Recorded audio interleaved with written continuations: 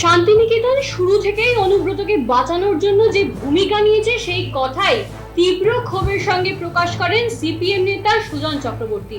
শুরু থেকেই বলা হয়েছিল তদন্ত করা হোক, তদন্ত করা হলে পিটিয়ে ছাল তুলে একেবারে কোমরে দড়ি পরিয়ে জেলে ভরা হবে, এমনই তীব্র বিস্ফোরক মন্তব্য করেন তিনি। পাশাপাশি এদিন পার্লামেন্টে অধিবেশন আহ্বানের ভূমিকায় তৃণমূল একেবারে নিষ্ক্রিয় সে বিষয়ে ব্যাখ্যা করেন তিনি। সম্পূর্ণ বক্তব্য শোনাবো আপনাদের। আমি তো আবারও বলছি, তদন্ত হলে পিটিয়ে ছাল তুলে জেলে ঢোকানো উচিত, কোমরে দড়ি। একই পাতায় দেখা যাচ্ছে রাহুল গান্ধী সই করেছেন, নিচে অভিষেক বন্দ্যোপাধ্যায় সই রয়েছে, কিন্তু এটাই কি একটা বার্তা দিচ্ছে? না, দেখুন, পার্লামেন্টের অধিবেশন ডাকতে হবে এই কথাটা প্রথম থেকে সবাই বলে আসছে, বরঞ্চ তৃণমূল তখন বলেনি। আমরা বলেছি, কংগ্রেস বলেছে, অন্যরা বলেছে, সবাই বলেছে। তৃণমূলের বলতে সময় লাগলো প্রায় 1 মাস, কিন্তু না বলে উপায় নেই। বিজেপির বিরুদ্ধে লড়াইতে আইএনডিআইতে নেই, কিন্তু আছে, এই আছি ভাবটা তো রাখতে হবে। ফলে সেই মনোভাবে বাকি বাইরে যা করে করুক, অন্তত একাধ সময় থাকবে, একাধ সময় থাকবে না। ফলে বিজেপির বিরুদ্ধে একটা মনোভাব দেখাবার অ্যাপারেন্টলি প্রচেষ্টা তৃণমূলের, এটাও রাজনীতির অংশ। বদল প্রথমে কংগ্রেসের সঙ্গে, পরে বিজেপির সঙ্গে, আবার কংগ্রেসের সঙ্গে, আবার কংগ্রেসের দূরে, এই বারবার তিনি অবস্থানের বদল করার রাজনীতিতে, সেটা কীভাবে আপনার? দেখুন, মমতা ব্যানার্জির তৃণমূল কংগ্রেস তৈরি হয়েছে আরএসএসের জন্য। তৃণমূলের বহু নেতা পরে স্বীকার করেছেন যে বিজেপি কার্যত তৃণমূলকে তৈরি করেছে। মমতা ব্যানার্জি যিনি বলেছিলেন যে প্রকৃত দেশপ্রেমিক আরএসএসের নেতারা একদম স্পষ্টভাবে বলেছেন দেবী দুর্গা মমতা ব্যানার্জি। এই ইকুয়েশন ওদের আছে।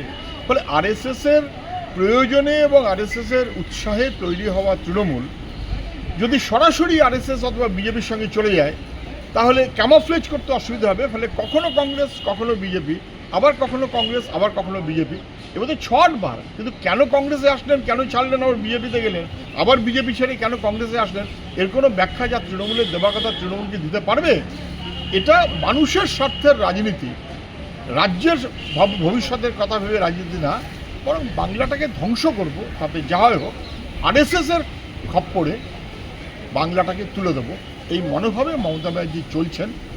সেই কারণে কখনো কখনো এক এক সময় এক এক রকম মনোভাব নিতে হচ্ছে। গিরগিটি মাঝে মাঝেই বদলায়। সার্টিফিকেট দেওয়া হয়েছে, সেই এখন হসপিটালের মালিক বলছেন যে তিনিও জানেন না কীভাবে সার্টিফিকেট তাকে দেওয়া হলো। তিনি একটা কমিটি গঠন করেছেন সেটার জন্য, মলয়সিট নামটা। যেমন শান্তিনিকেতন মেডিকেল কলেজ মলয়পীঠ, হ্যাঁ, মেডিকেল কলেজ করার আগে এমন নানান ব্যবসার মধ্যে যুক্ত হয়েছেন যেখানে তৃণমূল সরকার এবং বিশেষ করে অনুব্রত মণ্ডলের ইনভলভমেন্ট আছে, ফান্ডিং আছে বলেও লোকে বলে। আমি সে কথার মধ্যে যাচ্ছি না। এনএসকিউএফ তার অনেকগুলো স্কুল তার মাস্টারমশাইদের মাইনে দেয়নি, সেখানেও টাকা মেরেছে। এবং তারপর ত্রিপুরাতে গিয়ে বিজেপির সঙ্গে দারুণ সখ্যতা, আর বোলপুরে পশ্চিমবাংলায় তৃণমূলের সঙ্গে দারুণ সখ্যতা, বিজেপির সঙ্গেও বটে, তৃণমূলের সঙ্গেও বটে। সেই মলয়পীঠের কলেজ অনুব্রতর রক্ষাকর্তা কলেজ, অথবা অনুব্রতকে রক্ষা করতে চায় এমন কলেজ, দুর্নীতি অংশ।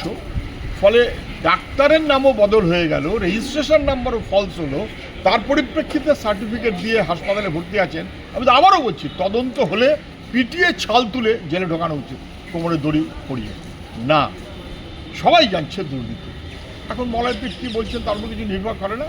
শেষমেশ দিল্লি যা বলে দেবে অথবা কলকাতা যা বলে দেবে, তাই তো উনি তথাস্থ করবেন। মমতা বন্দ্যোপাধ্যায়ের এই অবস্থান কীভাবে দেখছেন দাদা?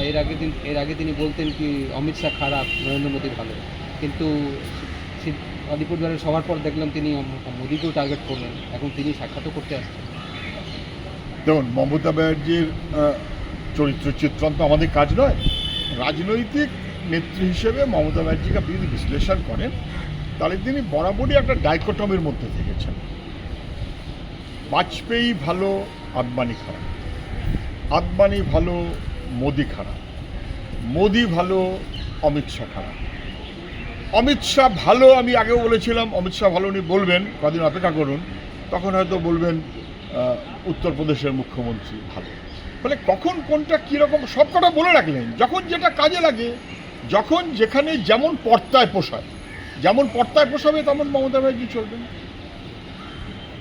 তৃণমূল এই কারণেই কি সংখ্যালঘু ভোট নিজেদের পাশে রাখার জন্যে কংগ্রেসের পাশে এখন দেখা যাচ্ছে টিএমসিতে রাহুল গান্ধী কথা বলেছেন, অভিষেক বন্দ্যোপাধ্যায় শুরু। তৃণমূল যেভাবে চলছে মানুষ বুঝে গেছে, ভরসা করছে না। সংখ্যালঘু মানুষ তারা বুঝে গেছে যে তাদের জন্য যা প্রতিশ্রুতি উনি দিয়েছিলেন সবই ফালতু, কোনোটা কাজে লাগেনি, কোনোটা সে অনুযায়ী চলেননি। ফলে প্রতিশ্রুতিও রক্ষা করেননি, প্রতারণা করেছেন, তাদের কাছে পরিষ্কার।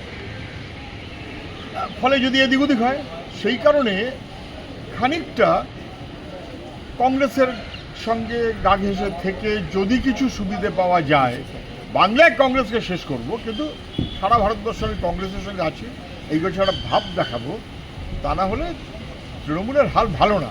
মানুষ কেউ বিশ্বাস করছে না, এমনকি সংখ্যালঘুরাও বিশ্বাস করছে না। তারা তো বলছেন যে মুখ্যমন্ত্রী প্রধানমন্ত্রীকে চিঠি লিখেছেন, আগামী 10 তারিখ বা 11 তারিখ তিনি সাক্ষাৎ চেয়েছেন প্রধানমন্ত্রীর সঙ্গে। সেক্ষেত্রে একদিকে নীতি আয়োগ বৈঠকে এলেন না, পরে আবার আলাদা করে বৈঠকের জন্য সময় চেয়েছেন প্রধানমন্ত্রীর কাছে। মুখ্যমন্ত্রী বরাবরই দ্বৈত চরিত্রে আছেন, আছি কিন্তু নেই, থাকছি কিন্তু থাকছে না। নীতি আয়োগটা যদি দুর্নীতি আয়োগের বৈঠক হতো উনি আসতেন, কিন্তু নীতি আয়োগের বৈঠক উনি আসেননি। ওনার প্রয়োজন নেই, রাজ্যের স্বার্থের জন্য ওনার কোনো আগ্রহ নেই। ওনার আগ্রহ হচ্ছে আসলে দিল্লির সঙ্গে হবনবিং কী করতে পারবেন, ম্যানেজমেন্ট কী করতে পারবেন ইত্যাদি। ফলে উনি আসেননি, এটা যেমন ঠিক, তেমনি এখন প্রধানমন্ত্রীর কাছে উনি টাইম চেয়েছেন। উনি প্রধানমন্ত্রীর কাছে টাইম চেয়েছেন, কেননা বেশ কিছু কথা উনি বলে ফেলেছেন প্রধানমন্ত্রী বনাম, ফলে তাতে যদি বেশি চটে যায়, তারপর যদি সব আবার যাদের জেল থেকে বাইরে বার করে রেখেছে তাদের যদি ফের জেলে যেতে হয়, জেলে যাবার কথা, তো যাদের জেলে যাবার কথা তাদের বাইরে বার করার জন্য একেবারে আমি আগেও বলেছিলাম মোদির পায়ে পড়বে। আপনি এই ডেলিগেশনে যারা গেছিল সেই টিমের রিপোর্ট নিন। অভিষেক ব্যানার্জিও যে ডেলিগেশনে ছিল তাদের ডেলিগেশনের বাকি সঙ্গীরা পারলে মনে করছে জিঙ্গুইজমে বিজেপির সঙ্গে সমতুল অথবা পারলে বেশি মনোভাব এক্সপ্রেস করছে অভিষেক। আসলে জমা হয়ে রয়েছে মোদিজির কাছে, একবার বাইরে গালালি দিয়েছে, অথবা আরেকবার এসে পায়ে পড়তে হবে। ফলে দেখা করার জন্য ইচ্ছে, নীতি আয়োগে দেখা হবে কিন্তু যাবো না, আলাদা করে যাব, দরকার ফুসফাস। কালিয়াগঞ্জে